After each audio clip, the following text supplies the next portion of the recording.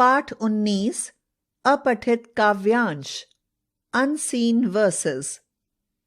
अपठित काव्यांश काव्यों के वे अंश हैं जो पाठ्य पुस्तक से संबंधित नहीं होते। अपठित काव्यांश छात्रों में पढ़कर भाव ग्रहण करने की क्षमता को बढ़ाते हैं। इससे छात्रों की लेखन शैली का विकास होता है, क्योंकि काव्यांश समझकर उन्हें अपने शब्दों में उत्तर देने होते हैं। अपठित काव्यांश हल करते समय ध्यान देने योग्य बातें। काव्यांश को 2-3 बार पढ़कर भाव ग्रहण करने का प्रयत्न करें। तदुपरांत प्रश्नों को पढ़कर काव्यांश में संभावित उत्तर की पंक्तियों को रेखांकित करें। प्रश्नों के उत्तर लिखते समय भाव को ध्यान में रखें। सरल एवं स्पष्ट भाषा का तथा छोटे छोटे वाक्यों का प्रयोग करें। शीर्षक लिखते समय कोशिश करें कि वह छोटा और काव्यांश के मूल कथ्य से संबंधित हो।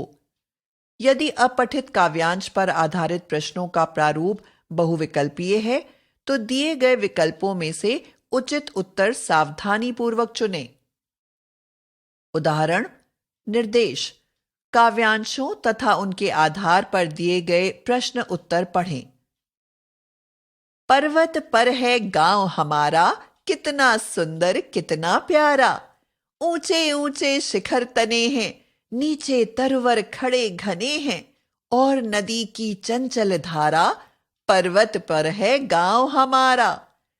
झरझर झरझर झरने झरते, सुंदर हिरन कुलाचे भरते। दल के दल हैं बादल चलते, जैसे चलता हो बंजारा। पर्वत पर है गांव हमारा। उमड़ घुमड़ कर बादल आते, दौड़ दौड़ घर में घुस जाते।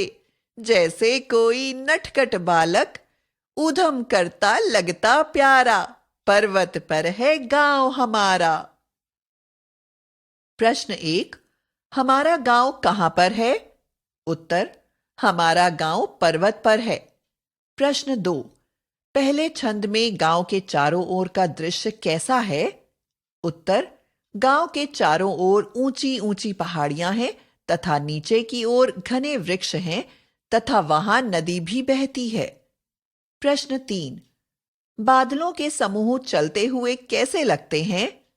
उत्तर: बादलों के समूह चलते हुए ऐसे लगते हैं जैसे बंजारों का दल जा रहा हो। प्रश्न 4, उमड़ घुमड़ कर घरों में घुसने वाले बादलों की तुलना कवि ने किससे की है? उत्तर: उमड़ घुमड़ कर घरों में घुसने वाले बादलों की तुलना कवि ने ऊधम करते हुए नटखट बालक से की है। प्रश्न 5, इस कविता का उपयुक्त शीर्षक लिखिए। उत्तर: शीर्षक गांव हमारा। यह भारतवर्ष हमारा है, हमको प्राणों से भी प्यारा है। यहाँ हिमालय खड़ा हुआ, संतरी सरीखा अड़ा हुआ। गंगा की निर्मल धारा है, यह भारतवर्ष हमारा है। क्या यही पहाड़ियां न्यारी, जिनमें सुंदर झरने जारी। शोभा में सबसे न्यारा है, भारतवर्ष हमारा है। हवा मनोहर डोल रही, वन में कोयल बोल रही। बहती सुगंध की धारा है, यह भारतवर्ष हमारा है। बहुविकल्पीय प्रश्न। 1, कवि के अनुसार कौन प्राणों से प्यारा है? 1, कविता। 2, राग। 3, भारतवर्ष। 4, कोई नहीं। 2, हिमालय किसकी तरह खड़ा है? 1, पहरेदार। 2, समुद्र। 3, राक्षस।